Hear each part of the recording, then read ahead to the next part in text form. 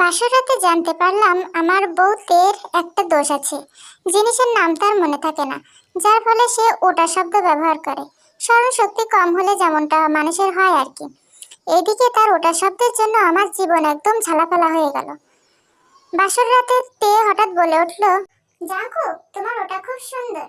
এদিকে আমি তৎক্ষণাৎ চোখ দুটো বড় বড় করে মনে মনে চিন্তা করতে লাগলাম, তাকে আমি আবার কখন ওটা দেখালাম। মেয়ে দেখছি ভেরি ফাস্ট, চিন্তা করে ছবি এঁকে ফেলেছে মনে মনে। আমি লজ্জা ভেঙে বললাম, না মানে ইয়ে, যতটা সুন্দর ভাবছো আসলে ততটা না, দেখলেই বুঝতে পারবে। তে বল, তোমার ওটা তো আমার চোখের সামনে, খুব ছোট। আমি ভয় পেয়ে নিচের দিকে তাকিয়ে রইলাম। প্যান্ট ছিঁড়া নাকি? হাত দিয়ে দেখলাম, না ঠান্ডা লাগছে না। তার মানে প্যান্ট তো ঠিকই আছে। তাহলে কিভাবে বুঝলো ওটা ছোট? তো সে কি এরকম আরো দেখেছে নাকি? আমি গরম হয়ে বললাম, তুমি কিভাবে জানো ওটা ছোট? তুমি কি কয়েকটা মেপে দেখেছো নাকি? আমার ধমক খেয়ে তে কান্নাভাব নিয়ে বলল, দেখি সমস্যা কোথায়, ওটা তো সবাই দেখে। কি বলো, সবাই দেখে? আমার এক বান্ধবী তোমারও ওটা ছিল, আমরা সবাই ধরে ধরে দেখতাম। আমার মাথায় আবার চক্কর দিচ্ছে, এই মেয়ে কি বলছে? পুরুষ মানুষের ওটা আবার মেয়েদের কিভাবে থাকে? আবার সেটা নাকি ধরে ধরে দেখতো? এই আমি কাকে বিয়ে করলাম? আমি কান্নাভাব নিয়ে বললাম, কি বলছো তে? আমি তো বাসর রাতে শহীদ হয়ে যাব, ওটা কেউ ধরে নাকি? আরে আমি গালের তিলের কথা বলছি। গালের তিল? আর আমি কি ভাবছি। কিন্তু একটু পরে যখন আমি তেকে আদর করতে লাগলাম, তখন সে ছাড়িয়ে আমতা আমতা করে বলল, আমি তো আমার ওটা আমার রুমে রেখে এসেছি, এখন কিভাবে হবে? আমি তো ভয়ে ঢোক গিলতে থাকলাম। ওটা যে কেউ রেখে আসে সেটা আজ জানলাম। এবার কান্না মাখা চোখে জিজ্ঞাসা করলাম, কি রেখে এসেছো তে?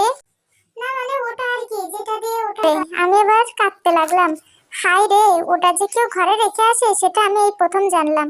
তাই আমার চোখ বেয়ে কান্না পড়ছে। বাসর রাতে তার তো আনা উচিত ছিল। কিন্তু সে কিছুক্ষণ পরে বলল, তুমি কাঁদছো কেন? আরে লম্বা ওইটা আর কি। আমি আবারও মাথার চুল ছিঁড়তে লাগলাম। কিন্তু তে আমাকে বলল ওর মনে পড়েছে। আরে মোবাইলের কথা বলছি। কথাটা শুনে আমার বুকে হাত দিয়ে ধরে একটা স্বস্তির নিঃশ্বাস ফেললাম। আর একটু হলে সংবাদপত্রের হেডলাইন হয়ে যেত। যাক, তে যেটা বাসায় রেখে এসেছে ভেবেছিলাম সেটা না। এই মেয়ের ওটা সেটা বলার জন্য আমার জীবন জিন্দেগি তামা তামা হয়ে যাচ্ছে। ওই দিন আব্বাকে বলে বসলো, আব্বা আপনার ওটা তো বাঁকা। আব্বা ভয়ে চুপসে গেলাম, দেখলাম ঢোক গিলছেন। কিন্তু তে আবার বলল, আপনার ওটাকে আমার শাশুড়ি আম্মা কিভাবে যে বড় করেছে সেটা আমি বুঝি না। বাবা দেখছি বুকে হাত দিয়ে আছে, মুখ দিয়ে সাদা ফেনা বের হচ্ছে। আমি তাড়াতাড়ি দৌড়ে গিয়ে বললাম, বাবা তুমি যেটা ভাবছো ওটা সেটা না, এটা অন্য ওটা। আমি তাড়াতাড়ি তেকে বললাম, এই তাড়াতাড়ি নামটা বলে দাও, নইলে আব্বা মারা যাবেন। তে আমতা আমতা করে চ দিয়ে শুরু, ওইটা আর কি। আব্বা এবার মেঝেতে শুয়ে গেছে। চ দিয়ে কি নাম ভেবেছে আল্লাহই জানে। এদিকে আব্বা পাগুলো মৃগী রোগীর মতো বাড়ি, কিন্তু তে বলেই চললো, এই ছোট চ না, বড় ছ দিয়ে শুরু। এবার আমি বুঝে বললাম ছেলে। সে বলল, আপনার ছেলেটা বড়ই বাঁকা, যেটা বুঝে সেটা করে। শাশুড়ি আম্মা আপনার ছেলেকে বড় করেছে কিভাবে বুঝি না আমি। আব্বা নিজে নিজে ঠিক হয়ে চলতে শুরু করলেন। সেদিন আমার বড় খালুকেও হাসপাতালে পাঠালো ওটা বলার জন্য। বড় খালু আসলে তে সালাম করে, খালু আপনি আমাকে আপনার ওটা দিয়ে দোয়া করেন, যেটা আপনার লম্বা। বড় খালা থতমত খেয়ে গেলেন, মনে হচ্ছে কোনো ভূমিকম্প হয়ে গেছে। হয়তো ভাবছেন ওটা দিয়ে কিভাবে দোয়া করে। ও মা, উনি দেখি ওটা দিয়ে দোয়া করার কথা চিন্তা করে দাঁড়িয়ে হার্ট অ্যাটাক করেছেন। সে দাঁড়ানো অবস্থায় হাসপাতালে নিয়ে গেলাম, এমনকি দাঁড়ানো অবস্থায় তাকে স্যালাইন সহ চিকিৎসা দেওয়া হলো। পরে বুঝলাম তে বলেছে ওটা মানে হাতের কথা। তেকে নিয়ে বড্ড বিপদে পড়ে গেলাম। তার রূপ দেখে কাবিননামায় 20 লাখ টাকা লিখেছিলাম। এখন তাকে তালাকও দিতে পারছি না, আবার সইতেও পারছি না। ওই দিন তার কারণে বসেরও তালাক হয়ে গিয়েছে। বিয়ে উপলক্ষে অফিসের সবাইকে দাওয়াত করেছিলাম।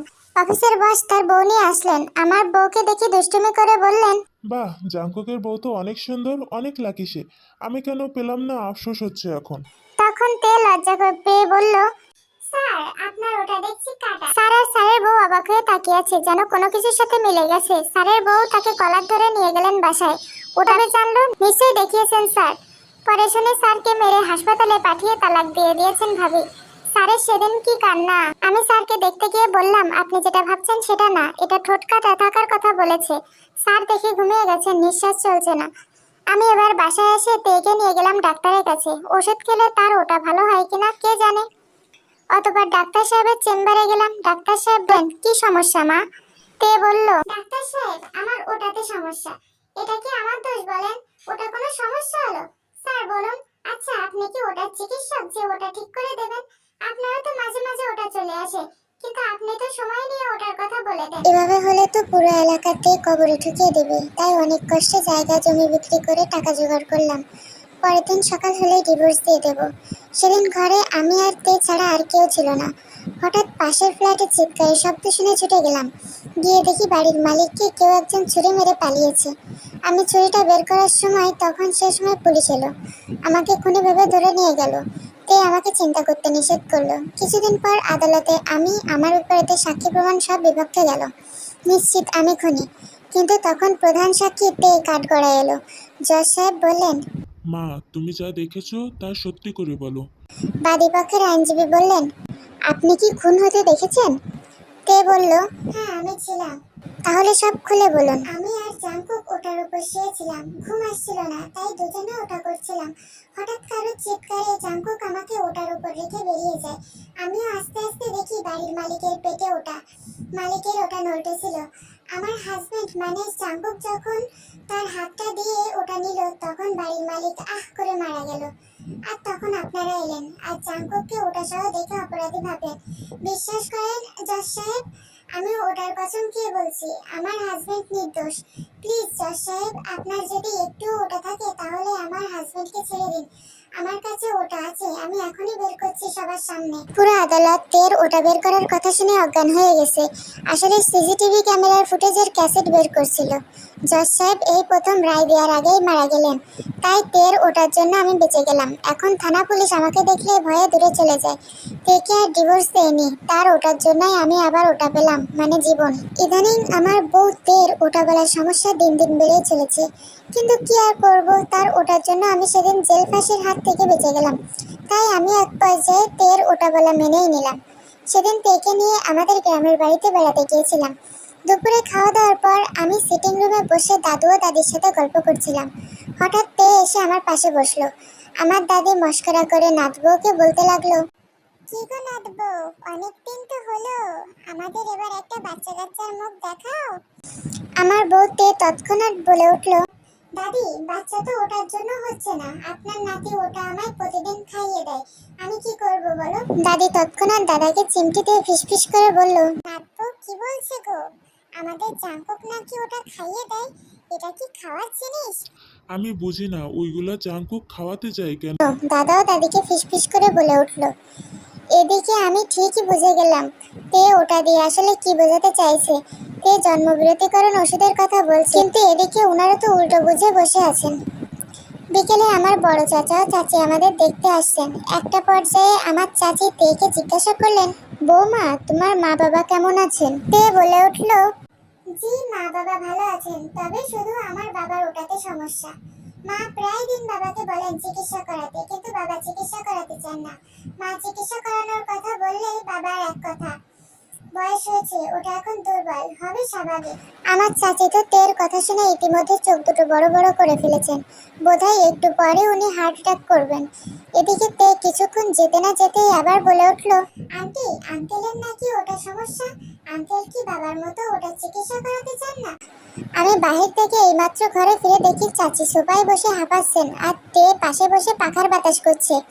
চাচি বড় বড় নিঃশ্বাস নিচ্ছেন, মনে হয় চাচির প্রেসার বেড়ে গেছে। আমি সাথে সাথে তের কাছে গিয়ে কানে কানে বললাম, তে তুমি কি এমন বলেছো চাচিকে? তে বলে উঠলো, আমি তো ওটার কথাই বলছিলাম, এখন দেখি চাচিরও ওটার সমস্যা। আমি বলছিলাম আমার বাবার ওটার সমস্যা, মানে তে বলতে চাচ্ছে হাই প্রেসার। আমি চাচির দিকে তাকিয়ে বললাম, চাচি তে আমার শ্বশুরের হাই প্রেসারের কথা বলতে চাচ্ছিল। চাচি কি মনে করে আর এক মিনিটও এখানে দাঁড়ালেন না, অন্য রুমে চলে গেলেন। রাতে আমার চাচাতো বোন তাদের ভাবি তেকে নিয়ে গল্প করতে বসেছে। আমি পাশের বিছানায় বসে মোবাইল টিপছিলাম। আমার চাচাতো বোন জিমিন তেকে বলছে, ভাবি তোমরা অনেকদিন পর এলে, এবার তো তোমাদের সহজে ছাড়ছি না। আমার বউ বলে উঠলো, না জিমিন, বেশি দিন থাকতে পারবো না, তোমাদের এখানে ওটা করা যায় না, আর তোমার ভাই জাঙ্কুকও ওটা ছাড়া চলতেই পারে না, আর আমারও ওটা লাগবে, রাত হলেই তোমার ভাই ওটা ইউজ করে, কিন্তু তোমাদের এখানে ওটার বেশি সমস্যা হচ্ছে আমাদের।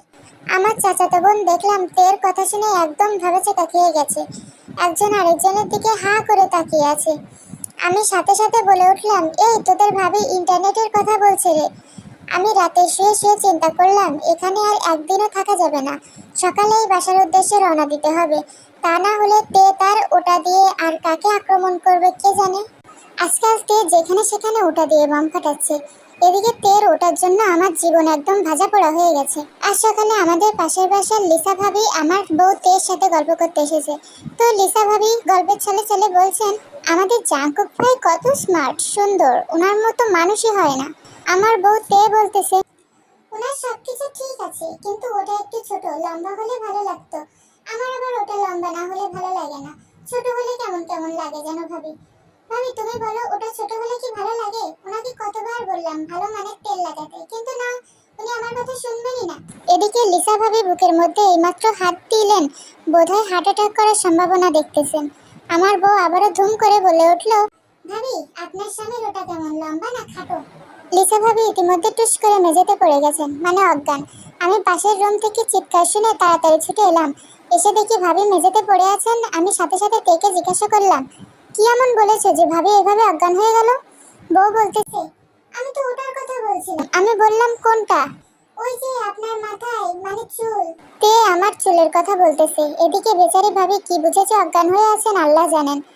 অনেকদিন থেকেই তে বায়না ধরতেছে মার্কেটে যাবে, কিন্তু আমি আবার তের ওটার ভয়ে তাকে মার্কেটে নিয়ে যেতে চাই না। কিন্তু সেদিন কি মনে করে যে ভুল করেই তেকে নিয়ে মার্কেটে গিয়েছিলাম। আমরা একটি লেডিস প্রসাধনী দোকানে ঢুকলাম। বউ কার্সতে জিজ্ঞাসা করছে, আপনাদের এখানে কি ওটা পাওয়া যায়? মেয়েটি সাথে সাথে লজ্জা চোখে তেকে ফিসফিস করে বলতেছে, আপু বেস্ট ক্রিমের কথা বলতেছেন? আরে না, ওই যে মেয়েরা ব্যবহার করে রাতে লম্বা ওটার কথা বলতেছি। মেয়েটা অবাক চোখে আমার দিকে তাকালো, তারপর তেকে ফিসফিস করে বলল, আপনার হাজবেন্ড দেখতে কত হ্যান্ডসাম, কিন্তু ওনারও দেখি একই সমস্যা। আচ্ছা তো আপু মোটা নেবেন নাকি চিকন নেবেন? এটা বলে মেয়েটি আড়ালে তেকে মোটা চিকন দেখাতে লাগলো।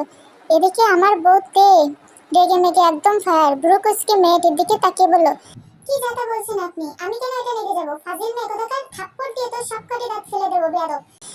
এই বলে প্রচন্ড রেগে আমাকে নিয়ে দোকান থেকে বেরিয়ে আসলো। বউয়ের রাগ দেখে আমি আর জিজ্ঞাসা করলাম না ও আসলে কি বলতে চাচ্ছিল মেয়েটাকে। আমি সাথে সাথে তেকে অন্য এক লেডিস শপে নিয়ে গেলাম। তবে এটা ছিল জুয়েলারির দোকান। তো বউ স্বর্ণের আংটি দেখতেছে, মেয়েটিও একটার পর একটা আংটি দেখাচ্ছে। হঠাৎই আমার বউ বলে উঠলো, আপু আপনার ওটা তো খুব মোটা দেখা যায়। মেয়েটি আমার দিকে তাকিয়ে সাথে সাথে বুকের ওড়নাটা ঠিক করে নিল।